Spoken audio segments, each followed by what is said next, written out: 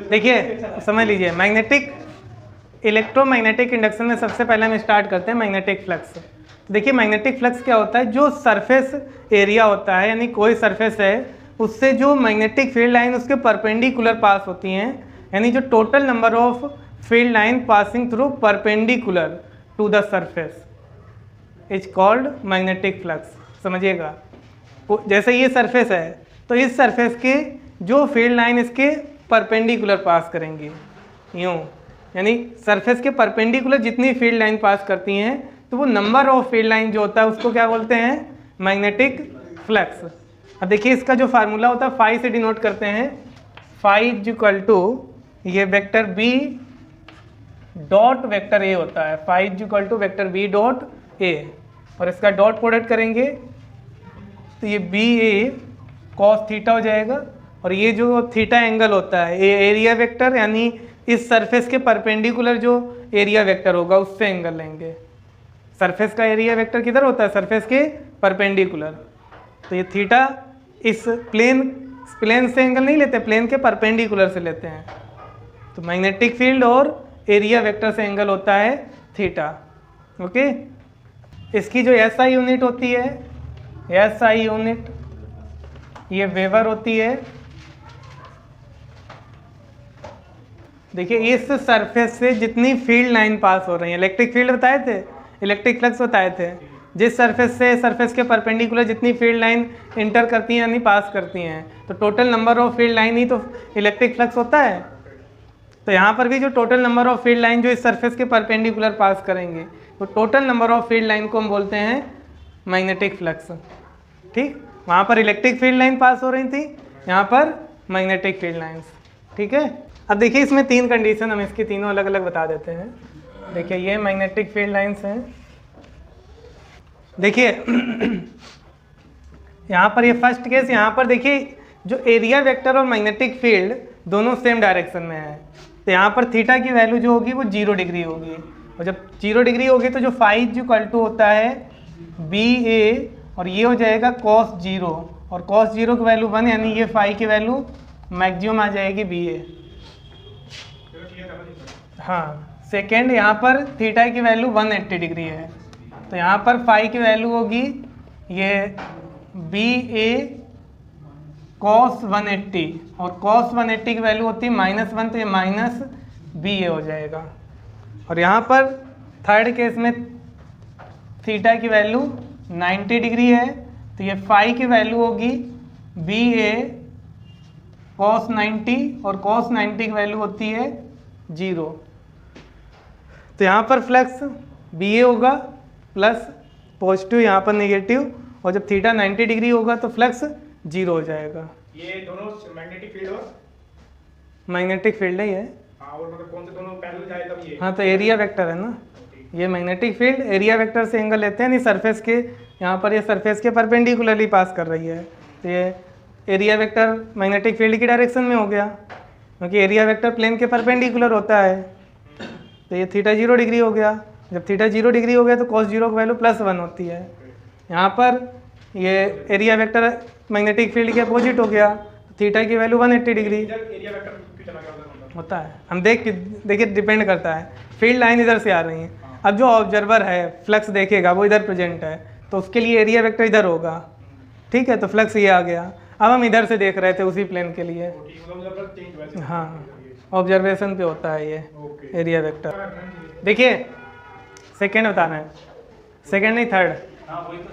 देखिए यहाँ पर ये एक्स वाई जेड प्लेन दिया है, तो इस एक्स वाई जेड प्लेन में ये मैग्नेटिक फील्ड हॉरिजॉन्टल है, ये वर्टिकल मैग्नेटिक फील्ड है, और इसका ये जेड डायरेक्शन में यूं एरिया वेक्टर है। तो देखिए इसको पहले वेक्टर फॉर्म में आपको लिखना पड़ेगा। जो मैग्नेटिक फील्ड होगी वेक्टर बी, तो ये बी एच आई कैप और ये minus B V J cap. देखिए ये माइनस जे कैप में है, और जो एरिया वेक्टर है वेक्टर ए, तो ये ए के कैप में है। ठीक है, अब इसके लिए आपको फ्लक्स निकालना है, तो फाई इक्वल टू होता है वेक्टर बी डॉट ए के, इसका डॉट प्रोडक्ट कर दो, तो ये B H I cap minus B V J cap dot A K cap. तो देखिए यहाँ पर आई कैप है, ये जे कैप है, ये के कैप। तो इसका जब डॉट प्रोडक्ट करेंगे तो डॉट प्रोडक्ट में आई डॉट आई वाले मल्टीप्लाई होते हैं, तो यहाँ पे आई टर्म है नहीं तो ये जीरो हो जाएगा, यहाँ पर भी जे भी नहीं है तो जीरो, और यहाँ के है तो यहाँ पे के नहीं है तो ये जीरो हो गया।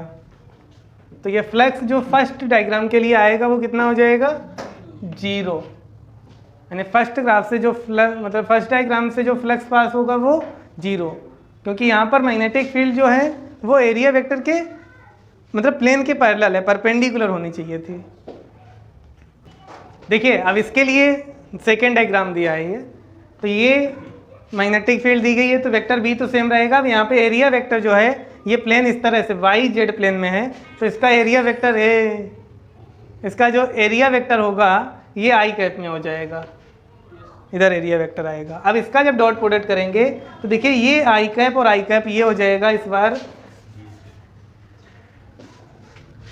बी एच इंटू ए, और ये इसका जे के साथ करेंगे तो ये जीरो हो जाएगा, तो खत्म।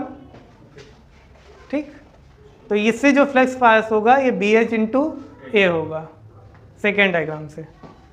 ओके देखिए इसको समझिए। अब इस डायग्राम में मैग्नेटिक फील्ड वैसी थी मैग्नेटिक फील्ड की डायरेक्शन चेंज नहीं की, एरिया वेक्टर जो है अब ये जे कैप में है वाई डायरेक्शन में, तो ये वेक्टर ए की वैल्यू हो जाएगी ए जे कैप। माइनस नहीं होगा, अरे ऊपर है भाई। तो अब फ्लक्स निकालेंगे तो ये वेक्टर बी डॉट ए करेंगे तो इनका डॉट प्रोडक्ट करेंगे, यानी ये B H I cap minus B V J cap. अब इसमें डॉट प्रोडक्ट करेंगे एरिया वेक्टर से तो डॉट ए जे कैप हो जाएगा, और आई डॉट जे होगा जीरो, और ये हो जाएगा माइनस का बी वी इंटू ए, तो ये फ्लक्स की वैल्यू आ जाएगी निगेटिव में आएगी, minus B V into area A. देखिए ये एक कॉइल है जिसमें जो नंबर ऑफ टर्न्स दिए हैं वो n दिए हैं, तो ये ट्रांसवर्स मैग्नेटिक फील्ड में इस तरह से प्लेस्ड है। अब इसके किसी एक डायामीटर, तो ये मैंने डायामीटर ले लिया, इसके अबाउट इसको रोटेट करना है, तो इसको जब रोटेट करेंगे तो 180 डिग्री जब रोटेट करेंगे तो ये जो एरिया वेक्टर है ये 180 डिग्री रोटेट करेगा, नहीं अभी 0 डिग्री बना रहा है तो कितना बनाएगा 180, तो ये डायग्राम बनेगा इसका, ये एरिया है, ये मैग्नेटिक फील्ड होगी। जब ये 180 डिग्री रोटेट करेगा तो एरिया वेक्टर इस तरह से हो जाएगा। ठीक है, तो जो टाइम ये t इक्वल टू 0 पे है और ये जो टाइम लगेगा ये 2 सेकेंड का लगेगा, तो इससे जो फ्लक्स में चेंज होगा यानी delta phi upon delta T, यानी रेट ऑफ फ्लक्स पूछा है, तो पहले तो फ्लक्स में चेंज कितना हुआ, तो यहाँ से फाई इनिशियल निकालेंगे तो ये एन बी ए कॉस 0 हो जाएगा, तो ये एन बी ए हो गया, और यहाँ पर फ्लक्स निकालेंगे तो ये फाई ये फाइनल होगा, तो ये एन बी ए कॉस 180 हो जाएगा, तो ये हो जाएगा माइनस का एन बी ए। अब फ्लक्स में 2 सेकेंड में कितना चेंज हुआ, तो ये delta phi upon delta T करना है, तो ये माइनस एन बी ए, इससे इनिशियल लेस करेंगे तो ये माइनस एन बी ए, और अपॉन टाइम कितना लग रहा है 2 सेकेंड, 2 माइनस 0 कर दो तो माइनस 2 एन बी ए अपॉन 2 हो जाएगा, और ये आ जाएगा माइनस एन बी ए। इसका मैग्नीट्यूड केवल पूछा है तो इसका आंसर आ जाएगा एन बी ए।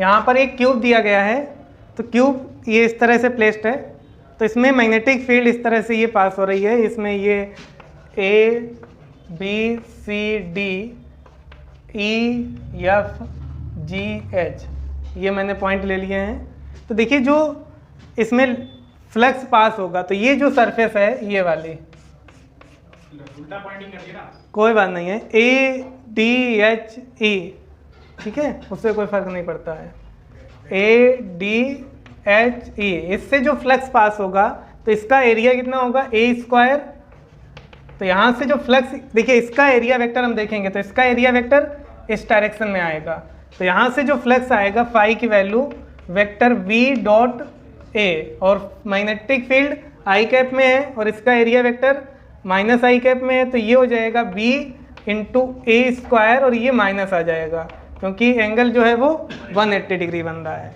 इसके बाद ये जो सरफेस है BCGF, इस सरफेस से जो हम देखेंगे तो इसका एरिया वेक्टर इस डायरेक्शन में होगा, ये होगा वेक्टर A और ये ए स्क्वायर आई कैप में होगा, मैग्नेटिक फील्ड भी ये बी आई कैप में है। तो यहाँ से जो फ्लक्स पास होगा फाई की value vector B dot A करेंगे तो ये बी इंटू ए स्क्वायर हो जाएगा। अब बची हुई इसमें जो सरफेस हैं ये 4, देखिए इस सरफेस का जो एरिया वेक्टर होगा, ये सरफेस का एरिया वेक्टर ये डाउनवर्ड होगा, सरफेस इस तरह से होगी उसके परपेंडिकुलर। तो यहाँ पर देखिए मैग्नेटिक फील्ड आई कैप में है तो इस सरफेस से जो फ्लक्स पास होगा 0 हो जाएगा। इसी तरह से इस सरफेस के लिए देखेंगे तो इसका एरिया वेक्टर ये प्लस जे कैप में होगा तो आई डॉट जे 0 हो जाएगा। अब इसके बाद देखिए ये फ्रंट सरफेस है, ये वाली ABCD, तो ये फ्रंट है तो इसका एरिया वेक्टर यूँ आएगा के कैप में। मैग्नेटिक फील्ड आई कैप में है तो आई डॉट के 0 हो जाएगा। अब ये इसके पीछे वाली बैक सरफेस देखेंगे तो उसका एरिया वेक्टर माइनस के कैप में होगा तो आई डॉट माइनस के करेंगे वो भी 0 हो जाएगा। सब 0 होता है ना, मतलब डॉट प्रोडक्ट में आई के हाँ तो आई 1 होता है तो जो इस सरफेस का माइनस में आ जाएगा माइनस बी ए स्क्वायर और इस सरफेस के लिए प्लस आएगा, बाद बाकी सभी से फ्लक्स 0 पास होगा। इतना आसान क्वेश्चन था। तो आसान तो नहीं था, सोचना बहुत ज़्यादा था। अब देखिए क्वेश्चन करेंगे कैसे। इस क्वेश्चन में ये एरिया दिया गया है, ये मैंने इस तरह से प्लेन ले लिया तो इसका एरिया दिया है 0.6 मीटर स्क्वायर और यहाँ पर जो मैग्नेटिक फील्ड है इस प्लेन से ये 30 डिग्री एंगल बना रही है, ये एंगल है 30 डिग्री, ठीक है, प्लेन से एंगल है 30 डिग्री, प्लेन से हाँ ठीक है। अब हमको जो एंगल लेना होता है वो प्लेन के परपेंडिकुलर से लेते हैं। ये प्लेन का परपेंडिकुलर हुआ ना, तो प्लेन के परपेंडिकुलर से जो फ्लक्स होता है फाई इज इक्वल टू ये बी ए कॉस थीटा। तो इस क्वेश्चन में आपको फ्लक्स फाइंड करना है, फाई कितना फ्लक्स पास होगा। तो ये थीटा की वैल्यू 30 डिग्री दी है, बी की वैल्यू 1.2, ए की वैल्यू 0.06। तो ये एंगल जो 30 डिग्री दिया है इस प्लेन से एंगल 30 डिग्री दिया है। अब प्लेन से परपेंडिकुलर जो होता है एरिया वेक्टर प्लेन के परपेंडिकुलर होता है, तो हमें एंगल जो लेना है इस परपेंडिकुलर से लेना था। तो ये अल्फा मान लेते हैं तो ये हो जाएगा 60 डिग्री, यानी यहाँ पर थीटा की जगह पे हम अल्फा लेंगे। तो वैल्यू पुट कर दीजिए, बी की वैल्यू है 1.2 और एरिया की वैल्यू 0.06 और ये हो जाएगा cos 60। वैल्यू पुट कर दीजिए 1.2 इंटू 0.06 और ये 1/2 हो जाएगा और इसमें डिवाइड करेंगे 0.6 और 0.6 इंटू 0.06 मल्टीप्लाई कर दो